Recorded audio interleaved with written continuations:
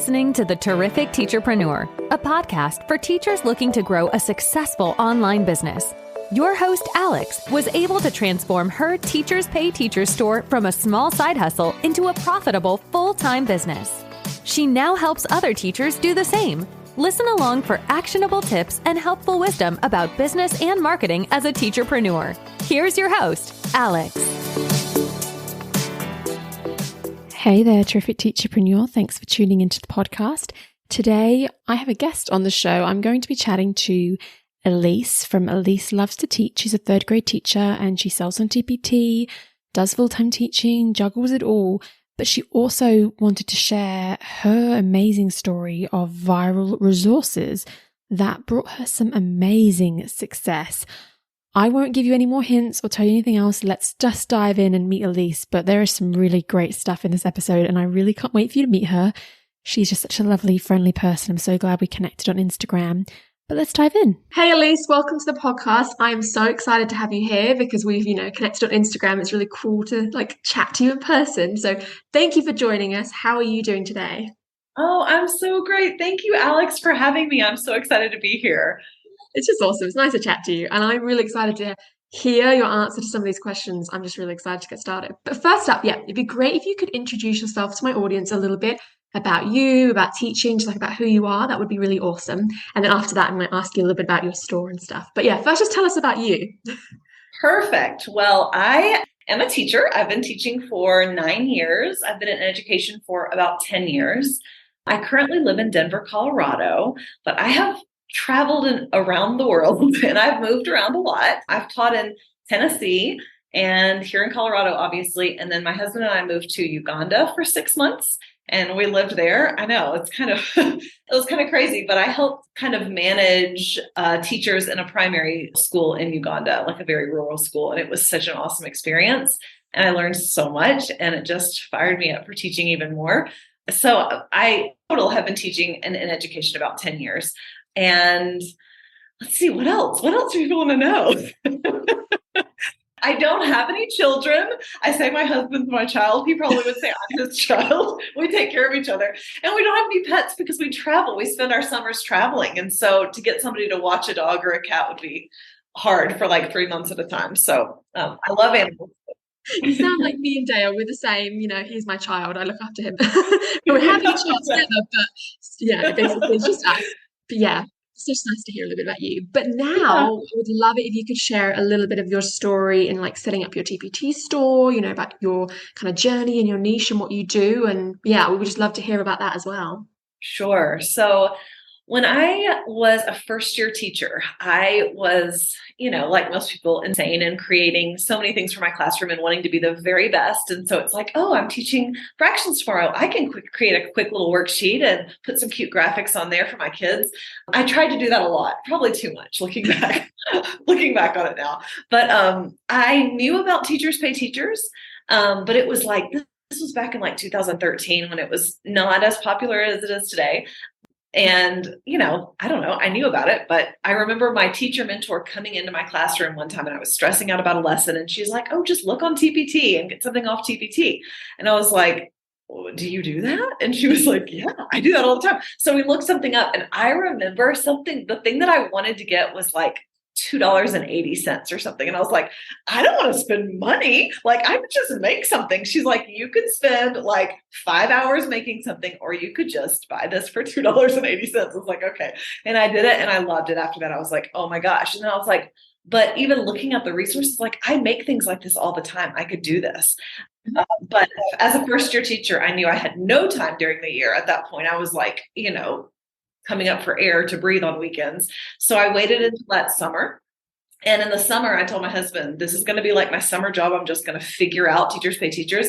And this was before Instagram and groups that you could join. And there wasn't much out there. There was the forum on TPT. You probably remember this. And so I asked questions like on the forum, and then I found like random YouTube videos from like Casey Morris and stuff on how to do it. And I'm like, I don't know what I'm doing, but I figured out, how to flatten things and all of that over the summer. And then I still remember the first time I sold something, it was that summer, like that July, and the cha-ching came through on my phone, and I was at a restaurant eating with my husband and my in-laws. And I looked at it and I was like, what? And I threw the phone across the room. Thing that I made. It was the coolest feeling. And then after that, I was just hooked. I'm like, I've got to keep doing this. And so that began my journey. And I've been selling now for 8 years or so. It's like an addictive feeling, isn't it? When like someone buys something from you, like, and you just want that feeling over and over again. It's like a drug. It is like a drug. It's literally, I think it's like the same, and I've said this before, it's like the same kind of hit like that you get from likes and stuff. It's like when somebody buys your product, you're like, oh, it's like dopamine or something. There's something exactly the dopamine. Yes. And yeah, what's your like niche or kind of your focus with your store? Has that always been the same, or? I'm so glad you asked. When I first, like for years, people talked about the niche. I even remember listening to some of your podcast, Alex, and going home going, I've got to get a niche. I've got to get a niche. And I've been selling for 5 years, and I just felt this pressure that I like have to have it. So if your listeners are feeling like that, I'm here to tell you, you can sell without one. But to really make the big bucks, you're going to have one. Like, that's the bottom line. And I feel like once I figured out what my strength was, that's really when I started seeing consistent, good money that I could count on every month. That didn't fluctuate. And so I would say my niche now is kind of artsy, craftsy stuff. I love the fun, like writing crafts, holiday crafts, things that kids will enjoy doing, but also has some kind of element of writing component to it also. And then classroom community. I love like building up students and student teacher relationships. And so I make some like games and scavenger hunts and things like that for the classroom to build a classroom community.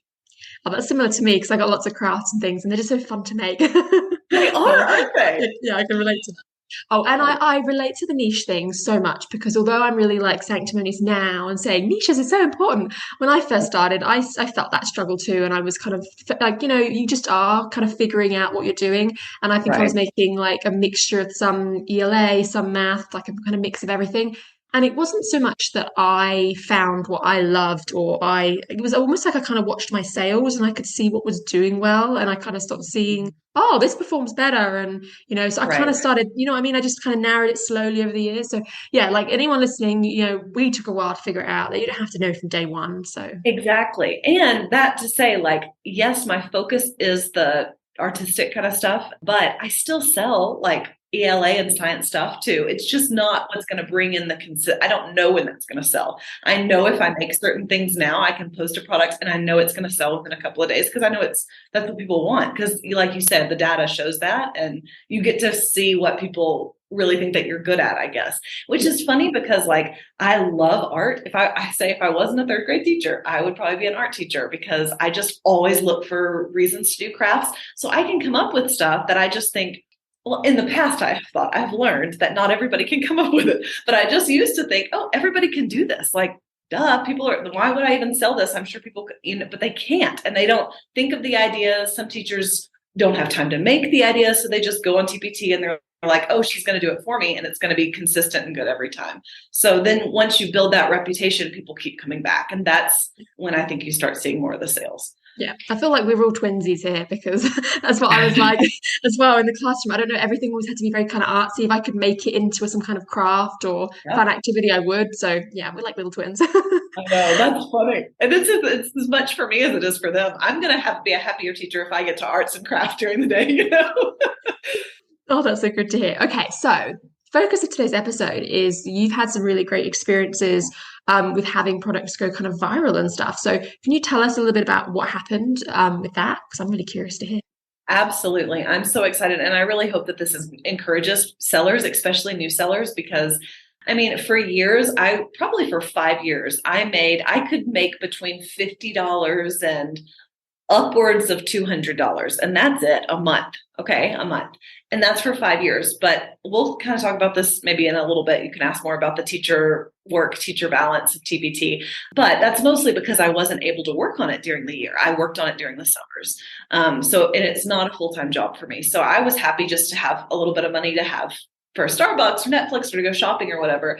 And, didn't take it that seriously. Well, when the pandemic hit, I had just kind of started making like more of the $200 a month range. And I thought, I am so cool. I am making $200 a month. I was so excited. So I was motivated to keep working on it. And we were all at home more, right? So I started working. And I think it was that summer, right after the pandemic was here, and some schools were going back in person and some were holding back and saying, we're going to start virtually. And so I really started thinking, what is it that teachers are going to need? What should I make that nobody else has made that we're going to have? And I made COVID safety posters, and I made them super cute and big fonts. And those are what really took off. Like, it's like everybody needed safety posters, like washing your hands, wearing a mask, all the things that like kids had never had to do in school before. So that really started taking off. And I remember being on vacation with my husband in Pennsylvania in July, and we were on a walk and I hit my first $1,000 month. And I just like, oh, I made it. I'm such a big deal, like I mark. And I just remember doing a little dance in the woods on our hike together. We were so excited. Well, little did I know that the very next month, it was just going to explode. Okay. Those COVID posters, and I'd made one other product that really went viral too. And that was a get to know you digital scavenger hunt. So part of my thinking was, all these teachers are going to need some way to connect over a screen with their brand new class in August who they've never met before. And so we need some kind of community building, digital community building. So I made several different scavenger hunts, and then those took off, and they eventually got even bigger than the COVID posters. But between those two things, the next month, so July I made $1,000. The next month in August, I made $10,000. Oh my goodness. I know, Alex, I was like, what is life? Who am I? Maybe I should just retire. Like, catapulted to the top. Now, I want to tell your listeners right now, I was not able to sustain $10,000 months. That was a rare thing. Okay. So don't be like, oh my gosh, Elise is a millionaire. I am not a millionaire. But I think that was just a case of right place, right time, right thinking in a market that really needed some good teachers just to think about what is every teacher in the world going to be needing. And it really felt like it was crazy. It was like my phone was blowing up so much, cha-ching, cha-ching, cha-ching. I eventually had to just turn it off. Like, I couldn't even have it on. I would go to the bathroom and come back and look at my phone and I'd have 13 sales. I mean, it was ridiculous. I never would have imagined that would have happened when I first started. And honestly, it's not happening today, but it's like some of those products. And so I've learned from the experience, and that's really what I wanted to share with your listeners, was a few tips on how to continue to create products that go viral, because that was such a crazy thing. That's honestly the best problem to have, is too many ka-chings. I mean, right? I know. I love it. I'm honestly like, you've no idea like how excited I am for you. Like, that kind of success story. It's just honestly so motivating, so exciting. It's so nice to hear of a teacher having that happen to them. It's just, it's like warms the heart. Oh, I'm glad. Good. Okay, so let's talk more about that. So, what advice would you give to other sellers so they can achieve that same sort of exciting success? How does one go about creating a product like that goes viral? Tell us more. Yeah, I am happy to share what I've learned. And I mean, obviously there's no like magic formula, but I have like 5 tips that I'd love to give. Go for it. Because I think 5 things, if they do these 5 things, it's really going to increase your chances. First of all, I think that what I've already talked about is, what can I make? Thinking about what can I make that a large number of teachers are going to need. There's so much talk, in the TPT world about your niche and, focus on your niche, which is true.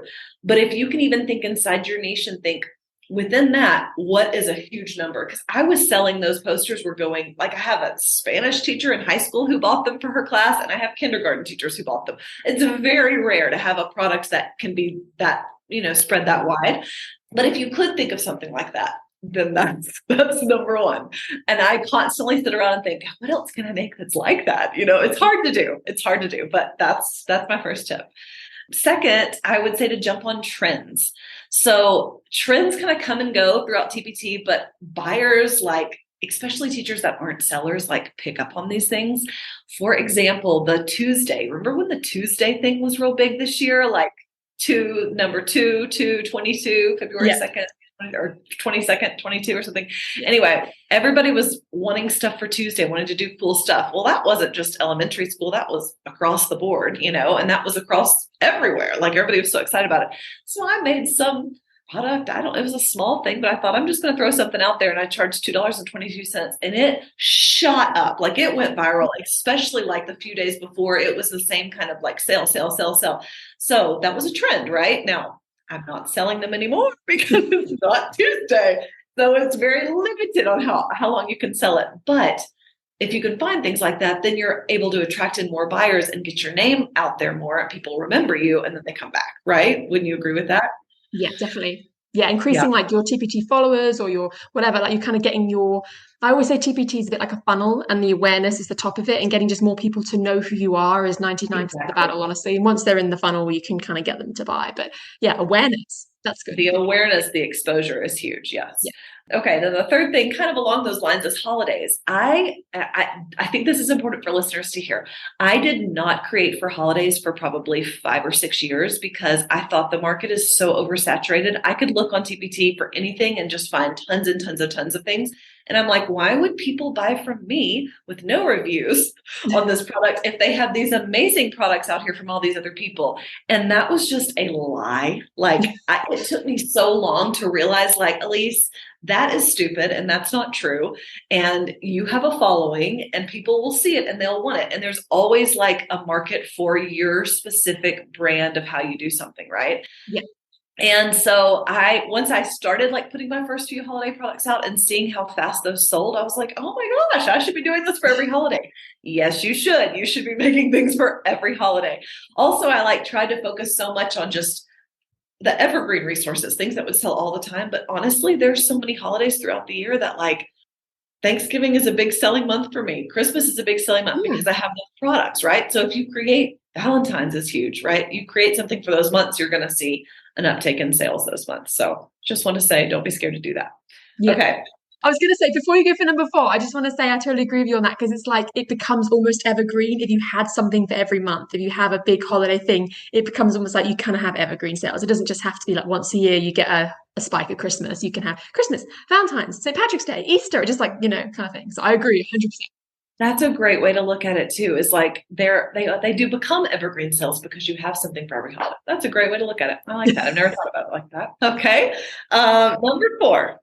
I put, don't create any more random resources. I know this is something that you talk about too. And I'm like, every time I hear you say it, I'm like, yes, because I used to, as a teacher, I'm like, oh, I made this worksheet. Let me throw it up on TPT. Well, it'll sell every once in a while, but it's not going to be a big seller for you. And it's not going to be a big money maker. It might be. Even I have a couple of math worksheets that there's a few months of the year when it's time to do order of operations that those will sell a lot. Right. But it's still not like the holiday resources or the viral, like it's not. So if you spend a lot of time on the $2 or $3 resources, it's just not going to add up. So it's the bundles, it's figuring out, creating a product line, what people really like, and then bundling that together. You talk a lot about bundles too. I don't even need to say about bundles. Okay. And number 5, this is a big one. Cute sells. Cute sells. It just does. Like, you need to have the good fonts. You need to invest in cute clip art. You need to make sure that your fonts are even updated. Like what I had 3 years ago, what I was using for cover fonts is not the same that I'm using today. Like buyers look for what looks trendy almost. They look for what looks cool and what looks new. And if your stuff looks old, it's just not still going to sell. That's why it's so important to keep updating things also. But I think as you're creating resources, like, some people undersell themselves, like I sell like a little Valentine's bag. And I know people would think, oh, charge maybe, $2 for that. If it's cute enough, people will pay $4 or $5 for it, like they want to have a cute product. So the cuter your stuff is, the more you can charge for it. Bottom line. Yeah, I think the cute thing is so true, because I've always had that mindset of if a teacher could make it themselves, in a reasonably quick amount of time. Like say they get to school Monday morning and they can open their laptop and they've got 20 minutes and they can make it themselves, then they're not going to buy it from you. So it's got to be something that is, you've invested in the clip art and the fonts and you've made the effort of making it look really adorable or amazing or just eye-catching. And they think, oh my goodness, I couldn't do that. Like, I don't know how to do that. When I was first year teacher, I had like Microsoft Word and Times New Roman. I could not do anything TPT level. So, you buy it because you can't do it. But if you keep things too basic, I think the teacher could just make it themselves then. Now, obviously high school and things are very different, but like in terms of elementary for us, cute is important. Yeah. Totally agree. Because everybody has some access to clip art, right? Like, doesn't the Microsoft Word and stuff still come with clip art? I don't know if it does or not. I don't know. I use my folders and stuff that I buy. But I will say when I first started, though, I did not buy clip art. I got all the free stuff. And there's some really great free clip art out there by good clip artists. But I think eventually if you're wanting to set yourself apart, you're not going to do the clip art that everybody else has. Like I can see clip art now and I'm like, oh, I know where that came from. And I know that person got it for free, like, as a seller, you just know when people put a little bit more effort into it and spend the money to have something that doesn't look like everybody else has. Yeah. And the free stuff is good. I remember as well, before I started purchasing it, I had got the big library of like hundreds of pieces of free stuff from Creative Clips, Whimsy Clips, Edu Clips, the whole lot. But there's a limit on how many resources you can make with that because, you need phonics stuff or you need specific types of clip art. So it's unavoidable. Like it's a worthwhile purchase. I mean, you said yourself with a Valentine's example, like say you spent $4 on some clip art for that product. I mean, you need to sell it once to break even. And then after that, exactly, Alex. It took me so long to realize that too. And now it's like, because I would go into my free stuff and I would say, okay, what heart things do I have? Like what can I just use that I already have? And now I'm like, okay, I want it like this. Last month, I thought I want to make a Thanksgiving product. I'm going to go and purchase some brand new Thanksgiving, like cute turkeys. It has to be really cute. And then they sell, right? But it's like, if I just use what was free, what I already had, probably it's from 8 years ago because all my free stuff is from 8 years ago. And buyers have seen that. So it doesn't look as fresh. It doesn't look as new. So, but I do think, just to encourage brand new sellers who are listening, absolutely you can use free stuff and you can make it look cute. My point is make it look cute, put your own label on it, put your own brand of cuteness to it. People will buy it. Yeah. And I really like what you said as well earlier about the updating resources and they're talking about the outdated clip art. I go through my computer, my clip art folders, I look at my old resources, and you'd be surprised how dated some of it gets, or how some of the stuff you thought was so cute back then, you're like, oh my goodness, it's terrible now. Like these things evolve. So it's so important to go back and look at your old stuff and make sure that the clip art is still, okay. Right. Totally agree. Yeah. I'm kind of sad almost to change topics now because I've been enjoying this whole chatting about viral thing. I feel like we could talk about this all day. But you have given some really good tips. I'm hoping it inspires people. But the next question is just like a little segue into something different is I was hoping to ask you a little bit about how you juggle things. So you're still in the classroom, full-time teaching. Can you give us some tips for juggling, surviving, full-time teaching and running a store? Like just share all your wisdom with us and how that goes. Oh man, if anybody out there has more wisdom to share with me, please message me. I am happy to share what I can. I think it is so, so difficult. And, not a lot of people talk about it because I feel like really successful TPC sellers probably aren't still in the classroom. That's not always true. I know some that are. But it just takes so much work to be really good at this job, to do it well, to keep up with it. It just takes hours. And as teachers, we don't have that. So I think I mentioned, at the beginning when I first started, like the first 5 years, I only worked on TPT in the summer. And that was my summer job. And then just during the year, I just let the cha-chings come in. And that got me between 50 and 200 a month, and you never really knew. But it was something. And I was like, this is awesome at work. And I'm selling some stuff, Once I got comfortable in my own role as a teacher, I think enough to know that I felt like I knew what I was doing. I wasn't staying at school till 6 o'clock every night. I was able to have boundaries and I could leave because I knew what I was doing the next day, which took a while. It takes at least 5 years as a teacher to really feel that way. Then I could kind of come home and start working a little bit on it. I was able to strategically use my planning times more in class to like get grading done, to do those things that I had been bringing home to do at night. And I'm like, I really don't want to bring stuff home at night if I don't have to. And sometimes you can't avoid it, during report card season or conference season, you have to.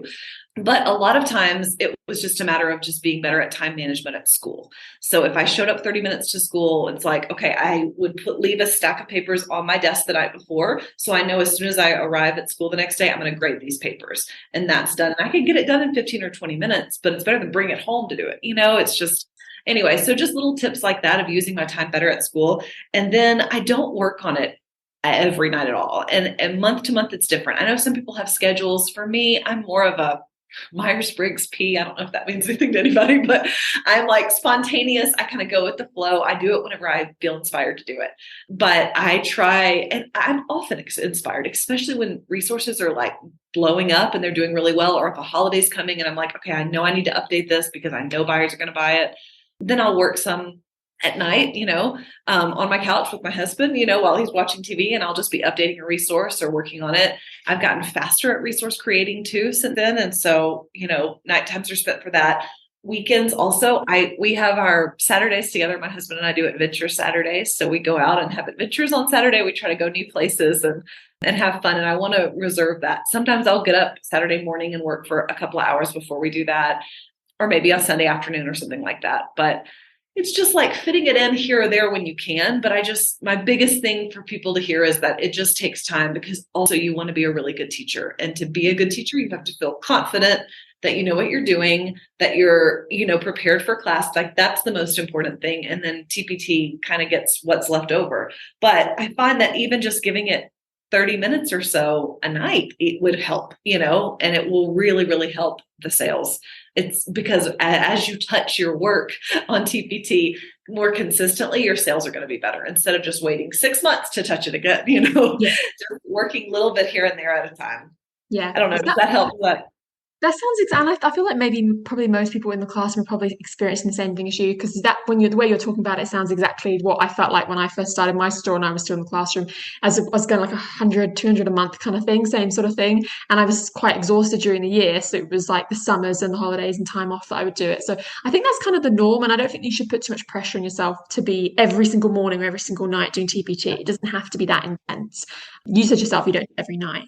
But when you do work on your store, do you have to kind of make a conscious effort to prioritize the important stuff? Because like you said, the time is a bit more limited than, say, for me, I'm full-time TPT. So do you have to be really mindful about how you spend? Absolutely, I do. I have a little notebook that one of my friends sent me. Shout out to Teach with Lauren Dean. Isn't that so cute? They can't see it because it's a podcast. But it's my logo. It's a little notebook with my logo on it. So I keep notes in here of everything that I'm working on. And, things will pop up in my head. Oh, I need to update this resource. Or I'll see one that comes through that somebody bought. I'm like, oh my gosh, they bought that. I need to update that, So I'll jot myself a note. But that doesn't mean I go home that night and do it. No, like I'm prioritizing what's coming next. Like Christmas is coming, obviously. So this past weekend, I've worked on holiday resources, creating reels for those resources, like doing some marketing stuff ahead of time for those, because that's going to be priority. And if I wait too long on those, then, I'm missing out on potential buys or sales. So yes, you absolutely do have to prioritize what you're working on. And then a lot of the little stuff, you can get to, I've got 30 minutes here, then I can check my list and say, I wanted to change out my featured products for the month or whatever. I try to do that at the beginning of every month too, but even that everything takes time. It's like even selecting, what do I want to put there in those spaces? Yeah, you have to. Yeah, it's important to kind of prioritize things. And I think like it kind of reminded me of that shiny object syndrome bit when you were saying you kind of think, I want to do that. But you're like, I don't have to do it now. That I'll just write it down and maybe do it another time. Right. But that I can relate so badly to that email. Like I get the emails on my phone from TPT of what I've sold, and then you go to one and it's like there's some really old, outdated thing, and you like cringe. You almost want to cry, like, someone bought that. Oh no! I know. But I'm like, it's better I would rather that happen for a resource that's really small and random that nobody buys than like my big ones coming up. So my priority would be, let's focus on even my number one bestseller last December. Let me look at it and see, I need to update like my, at the end where you put, you may also like these resources. I need to update those because I've created more things since then. And maybe those aren't the best resources that they would be interested in now. I don't know, just little updates. And I'd rather do that for things that a mass amount of people are going to buy. I think that's more priority. And then save the little, random science or math things for me, because those are random for me. They're not for everybody, but for me, I'll save those till the summer and then update them in the summer. Yeah, I think that's important to ask yourself, like, is this task that it feels like it burning and important? Like, I need to do it now because someone just bought it. Oh my goodness, I'm cringing. But you're like, is this actually something that sells all the time? Will it survive if I just leave it another few weeks or months or whatever? I think bestsellers are like the priority. You have to focus on those. You have to get those looking good because they sell every day. You don't be cringing every day. Right. Exactly. Yeah.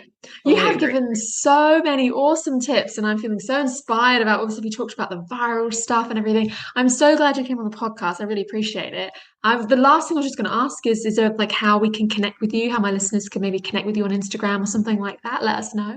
Absolutely. I've loved being here too. Yes, Instagram is my number one jam. I love Instagram. You can find me at Elise Loves To Teach there. Also, please look at my TPT store, Elise Loves To Teach. If it's something that helps you, sometimes I just look at others and, get ideas, not like creation ideas, but like, oh, they did a really good job on their banner or connecting their this to that, or, just different things. I think it's helpful just to get ideas from others. So Elise Loves To Teach on TPT or on Instagram. And please feel free to reach out and DM me. I love talking to people and just connecting and really just enjoy encouraging others. I hope my stories encouraged you today. And if you have any questions or you want to ask me anything, please, I'm an open book. Reach out. That's so nice of you with the store and everything, because it's nice to, especially for newer sellers, it's important to get an idea of what things are supposed to look like and how things should be done. And I think it's like a part of that research process of people to see, oh, this is what my logo should look like, or that kind of thing. So it's really nice for you to offer up more that they can have a little sneak look at your store, but obviously not get any ideas on your actual product. Right. Just copy me. No, please don't copy Elise. Yeah, but sometimes it is just helpful, like to look at people's covers and to go, oh, my words should be really big. It should have product photography. It should, things that we talk about, but it's nice just to see an example of what it kind of maybe should be. But anyway, yeah, thank you so much for joining me. It has been wonderful chatting to you. So lovely to meet you in person, kind of. I know. I've loved it, Alex. Thank you so much for having me. I hope you enjoyed this week's episode. I mean, how amazing is that success that Elise had with those resources? I mean, you can't see what I'm doing. You can only hear what I'm saying. But when we were on our Zoom call and she was telling me about that 10K month and like this, I mean, my jaw just dropped. Like, it was amazing to hear about that. So I'm sure you feel just the same. It's an exciting thing to hear about. I'm so glad Elise came on to the show to talk about it. Definitely be sure to connect with her. I'll put links in the show notes. You can check her out on Instagram and stuff. And be sure to leave a review on the podcast if you've enjoyed it, if you've been enjoying these guest episodes, these last few ones we've been doing. We've got more to come. I think it's really fun to hear other sellers and their stories and their journeys, whether they're a full-time seller, a full-time teacher, part-time, parent, not, whatever. There's so many different experiences that sellers have. And I think it's just really fun to hear how they start their stores and how they're going and all the wisdom that they have. And I've really enjoyed recording these episodes. And if you've been enjoying listening to these lovely, amazing guest episodes, definitely be sure to let me know. Leave a review on the podcast. That would mean so much. And I hope that you have a terrific day. Thank you for listening to this episode of The Terrific Teacherpreneur. If you're enjoying the show, please feel free to rate, subscribe, and review on your preferred podcast listening platform. We really appreciate that effort. Come back for more actionable tips and helpful wisdom in the next episode with your host, Alex. Until then.